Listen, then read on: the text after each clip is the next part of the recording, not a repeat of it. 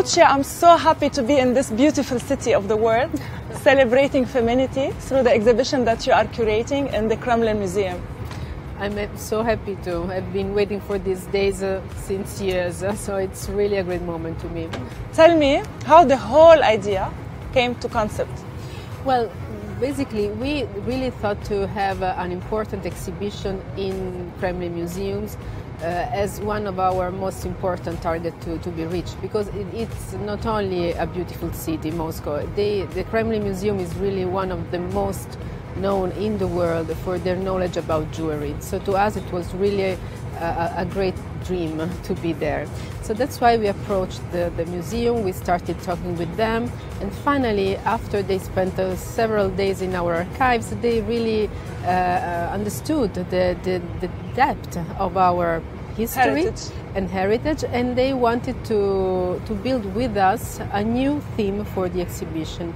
And actually the feminine theme, the feminine perspective came from director Gagarina herself.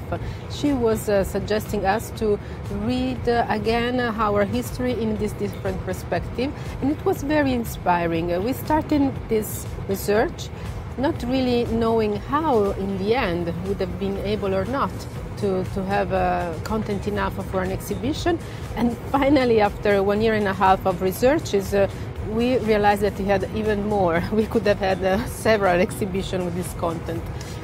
It has been really very interesting. So 500 heritage pieces will be displayed. Yes. Based on what you choose the pieces for the Kremlin to be different from other exhibitions Bulgaria already had around the world? Of course.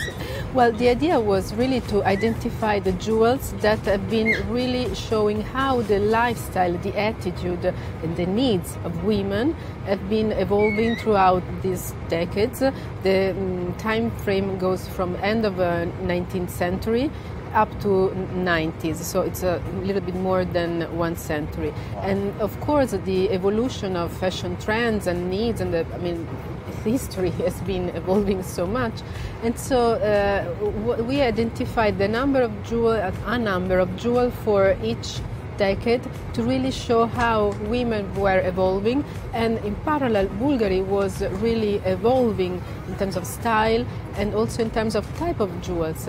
So for instance, the fact that after the Second World War Bulgari introduced significantly female watch, ladies watch, and especially the Serpenti one in Tubogas. To us it's one of the most important milestones, because it's really the turning phase from jewels for ladies that were part of a very niche part of the society, the happy few, turning to a kind of jewel for every day, for every woman, with no gemstone, but very modern, very daring, really an icon of modernity.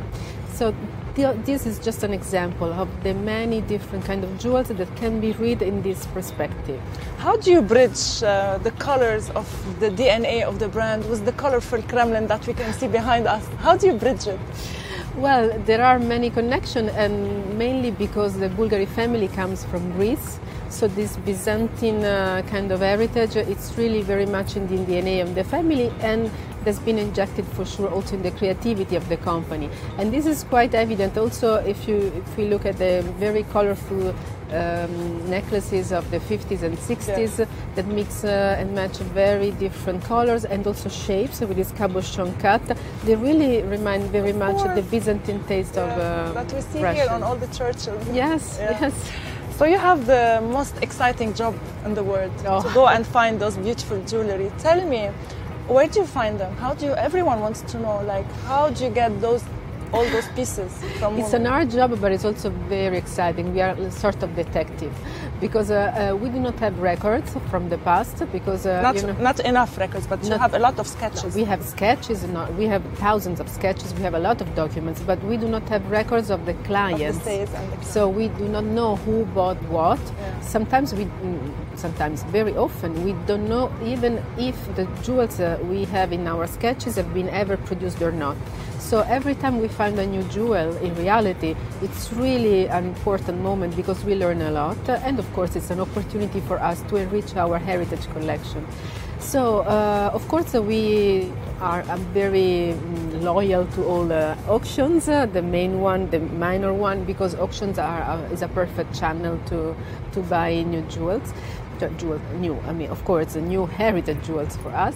But the most important part is networking with private collectors, private owners. Because you borrow from them.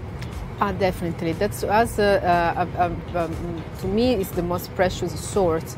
Because, of course, the family have many jewels because of events or emotional events or celebrations that are linked to jewelry, and often they do not want to sell or even show, because understandably it's an intimate kind of thing. But to us, it's very, very precious as an opportunity, because those jewels are often the most interesting one.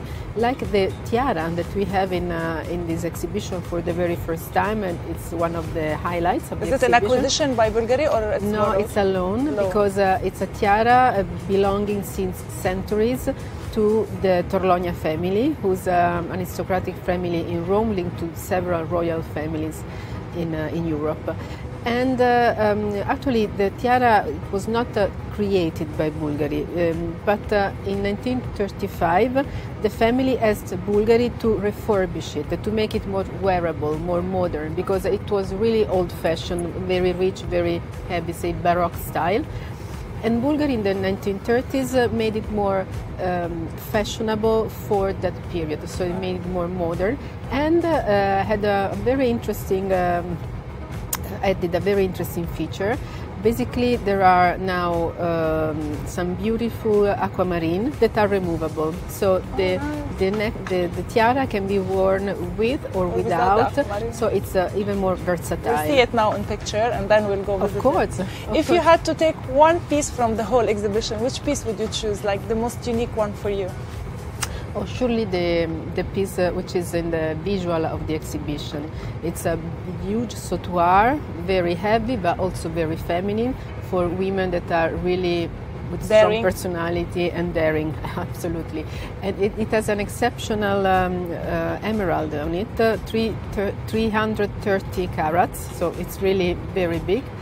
But the reason why I like it is because it has been really, it's very significant for Bulgari style, but it's been worn by many women. And the visual, the image that I love the most is the one that is actually the visual of this exhibition, wearing a normal woman, can be the girl next door, clearly enjoying the fact of wearing such a beautiful jewel for herself. So not really for show off, but really for her personal joy. That, to me, is the best example of how the connection between women and jewel can be experienced. Lucia, thank you for bringing me to Moscow. Thank you for creating such an amazing exhibition and an amazing milestone. Congrats. Thank you so much. Thank you. Happy.